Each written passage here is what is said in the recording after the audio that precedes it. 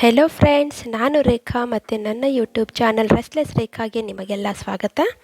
ಇವತ್ತು ಈವ್ನಿಂಗ್ ಸ್ನ್ಯಾಕ್ಸ್ಗೆ ಏನಾದರೂ ಹೊಸ ರೆಸಿಪಿ ಟ್ರೈ ಮಾಡಬೇಕು ಅಂತ ಅಂದ್ಕೊಂಡಿದ್ರೆ ಇಲ್ಲಿದೆ ನೋಡಿ ಡಿಫ್ರೆಂಟ್ ರೆಸಿಪಿ. ಅದು ಈ ಮ್ಯಾಗಿಯಿಂದ ಮಾಡ್ತಾಯಿದ್ದೀನಿ. ತುಂಬ ಈಸಿ ಮತ್ತು ಟೇಸ್ಟಿಯಾಗಿರುತ್ತೆ. ಮತ್ತೆ ಮತ್ತೆ ಮಾಡ್ಕೊಂಡು ತಿಂತೀರಾ. ಮಕ್ಕಳಿಗಂತೂ ತುಂಬಾ ಫೇವ್ರೇಟ್ ಆಗಿಬಿಡುತ್ತೆ. ಸರಿ, ಹಾಗಾದರೆ ಮಾಡೋದಕ್ಕೆ ಶುರು ಮಾಡೋಣ. ಇವಾಗ ನಾನು ಈ ರೀತಿ ಕೈಯಿಂದನೇ ಪ್ರೆಸ್ ಮಾಡ್ಕೊಂಬಿಟ್ಟು ಮ್ಯಾಗಿನ ಪುಡಿ ಪುಡಿಯಾಗಿ ಮಾಡ್ಕೊಳ್ತೀನಿ. ಬೇಕಾದರೆ ನೀವು ಓಪನ್ ಮಾಡಿಬಿಟ್ಟು ಹೊರಗಡೆ ತೆಗೆದುಬಿಟ್ಟು ಮಾಡ್ಕೋಬೋದು. ಇವಾಗ ಈ ಮಸಾಲೆನ ನಾವು ಸಪ್ರೇಟಾಗಿ ಇಡೋಣ. ಕೊನೆಯಲ್ಲಿ ಬೇಕಾಗುತ್ತೆ ಇದು ನಮಗೆ. ಇವಾಗ ಇದನ್ನೆಲ್ಲ ನಾವಿವಾಗ ಒಂದು ಬಾಣಲೆಗೆ ಹಾಕೊಂಬಿಡೋಣ.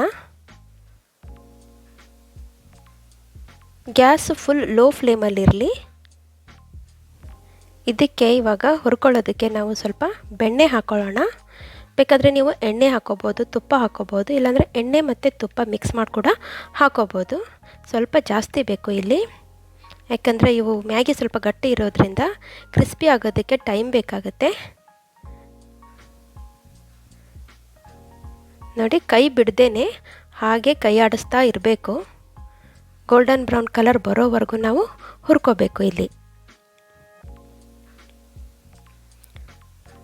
ನೋಡಿ, ಕಲರ್ ಬರ್ತಾ ಇದೆ ಸ್ವಲ್ಪ ಸ್ವಲ್ಪನೇ.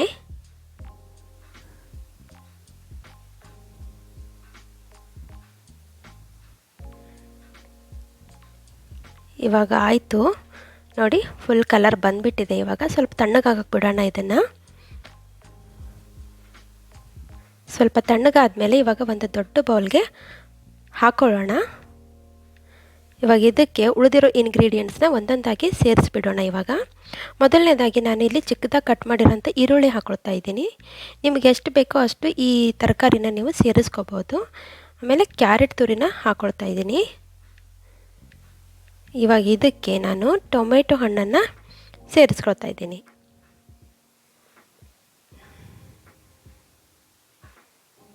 ಆಮೇಲೆ ಇವಾಗ ಚಿಕ್ಕದಾಗಿ ಕಟ್ ಮಾಡ್ಕೊಂಡಿರೋಂಥ ಕೊತ್ತಂಬರಿ ಸೊಪ್ಪನ್ನು ಹಾಕ್ಕೊಳ್ತಾ ಇದ್ದೀನಿ. ನಿಂಬೆ ರಸ ಹಾಕ್ಕೊಳ್ಳೋಣ. ಇವಾಗ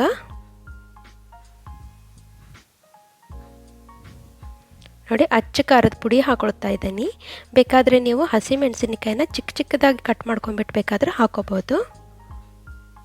ಉಪ್ಪನ್ನು ಸೇರಿಸ್ತಾ ಇದ್ದೀನಿ ರುಚಿಗೆ ತಕ್ಕಷ್ಟು. ಆಮೇಲೆ ಕೊನೆಯದಾಗಿ ಈ ಮಸಾಲೆನ ನಾವು ಸೇರಿಸ್ಕೊಳ್ಳೋಣ. ನೋಡಿ, ಒಳ್ಳೆ ಘಮ ಬರ್ತಿದೆ. ಇವಾಗ ಇದನ್ನೆಲ್ಲ ಚೆನ್ನಾಗಿ ಮಿಕ್ಸ್ ಮಾಡ್ಕೊಳ್ಳೋಣ. ಫ್ರೆಂಡ್ಸ್, ನನ್ನ ಈ ವಿಡಿಯೋ ನಿಮಗೆ ಸ್ವಲ್ಪನಾದರೂ ಇಷ್ಟ ಆದಲ್ಲಿ ದಯವಿಟ್ಟು ಲೈಕ್, ಶೇರ್ ಮತ್ತು ಕಮೆಂಟ್ ಮಾಡಿ. ಸಬ್ಸ್ಕ್ರೈಬ್ ಮಾಡೋದನ್ನು ಮಾತ್ರ ದಯವಿಟ್ಟು ಮರಿಬೇಡಿ. ನೋಡಿ, ರೆಡಿ ಆಯಿತು ನಮ್ಮ ಮ್ಯಾಗಿ ಭೇಲ್ ಅಂತ ಹೇಳ್ಬೋದು ಇದಕ್ಕೆ.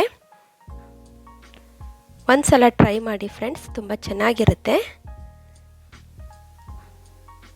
ಇವಾಗ ಒಂದು ಪ್ಲೇಟಲ್ಲಿ ಸರ್ವ್ ಮಾಡಿಬಿಡೋಣ. ಎಷ್ಟು ಕಲರ್ಫುಲ್ಲಾಗಿ ಬಂದಿದೆ ನೋಡಿ.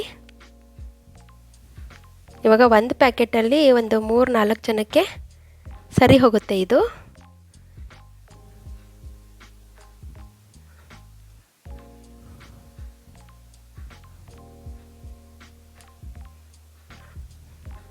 ಸರಿ, ಹಾಗಾದರೆ ಮುಂದಿನ ವಿಡಿಯೋದಲ್ಲಿ ಮತ್ತೆ ಸಿಗೋಣ. Thanks for watching. Thank you.